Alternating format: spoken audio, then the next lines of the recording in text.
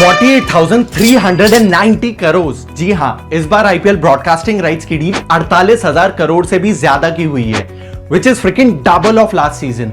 और यही रीजन है कि एनबीए, ईपीएल जैसे बड़ी स्पोर्ट्स लीग को पछाड़कर आज हमारी इंडियन प्रीमियर लीग यानी आईपीएल एनएफएल के बाद दुनिया की मोस्ट वैल्यूएबल स्पोर्ट्स लीग बन गई है। Hello and welcome to all about business. Today we are going to talk about the 16th edition of grand Indian premier league and the crazy money behind it. आपको हमारे channel पर business related ऐसी कई और videos मिलेंगे and you are going to love them, so please subscribe to our channel. IPL में mainly 4 entities हैं जिनकी सबसे ज्यादा कमाई होती है: BCCI, IPL franchises, sponsors and media right holders. अब ये कमाई होती कैसे है? तो इसके कुछ इंपॉर्टेंट सोर्सेज हैं, जैसे media rights and central sponsorship. This is a super important source, इसीलिए इसे आईपीएल रेवेन्यू का सेंट्रल पूल भी कहा जाता है। Media rights and central sponsorship से आईपीएल रेवेन्यू का लगभग 70 से 80% पैसा आता है। If you talk about this season, the IPL media rights included 4 packages which were sold at a whopping 48,390 crores. Among these, the television broadcasting rights were sold to Star India for 23,575 crores and the digital live streaming rights for Indian subcontinents were won by Viacom18 for 23,758 crores. The rights for broadcasting IPL to the rest of the world were divided between Viacom18 and Times Internet Limited for 1,057 crores.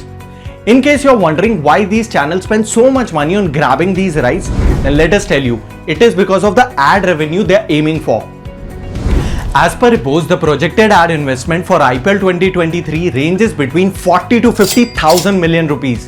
And it is estimated that ad rates can go up to 1 crore for a mere 30-second time slot.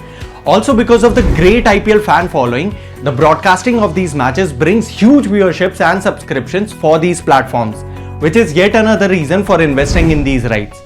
Well, coming back to IPL earnings, तो broadcasting right के total amount का 50% जाता है BCCI को. The next 45% is divided equally between the IPL franchises, and the rest 5% is given as prize money to the 4 IPL teams which qualifies for the playoffs. अब बात करते हैं sponsorship deals की. This season Tata is the title sponsor, इसीलिए आपको हर जगह IPL के बजाय टाटा आईपीएल सुनाई दे रहा है. The Tata has signed the title sponsorship deal with BCCI for 335 crores. और भी स्पॉन्सरशिप डील्स है, जैसे official partners of the match, strategic time out partners, on ground partners etcetera, जिससे आईपीएल को 300 करोड़ से भी ज्यादा की कमाई हुई है.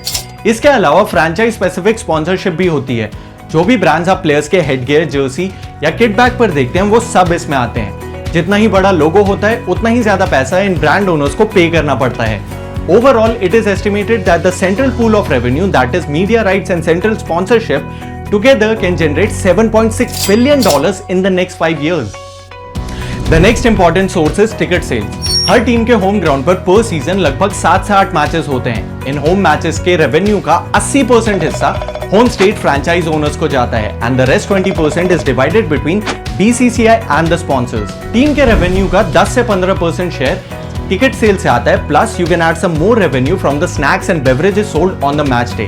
Then comes merchandise sales. IPL franchises sell their merchandise that includes t-shirts, caps, wristwatches and so on to earn some revenue out of it. According to a report, the Indian sports equipment and apparel market was estimated $28 billion in 2022 and is expected to reach $40.6 billion by 2027. So this is how various IPL entities earn their profits through these major sources. But interestingly IPL से सिर्फ इन्हीं का नहीं बल्कि हमारी पूरी economy का फायदा होता है. टीवी पर आप जो देखते हैं वो अनडाउटेबली इस सिस्टम का एक मेजर हिस्सा है, मगर इसके अलावा एक और इकोसिस्टम है जो आईपीएल के अराउंड फ्लरिश करता है. स्टेडियम में वो चाट पकौड़ी बेचने वाले से लेकर वो रिक्शा वाला जो आपको स्टेडियम तक छोड़ने जाता है, वो सभी इसी सिस्टम का हिस्सा है. साथ ही क्योंकि आईपीएल में इंटरनेशनल प्लेयर्स खेलते हैं तो उनके फैंस इंडिया आते हैं उन्हें खेलता हुआ देखने के लिए, जिससे आईपीएल सीजन में टूरिज्म को भी एक बूस्ट मिलता है. Overall, it is a win-win situation for both the IPL stakeholders as well as our economy. So friends, how's your Josh this IPL season and which team are you supporting? Comment below.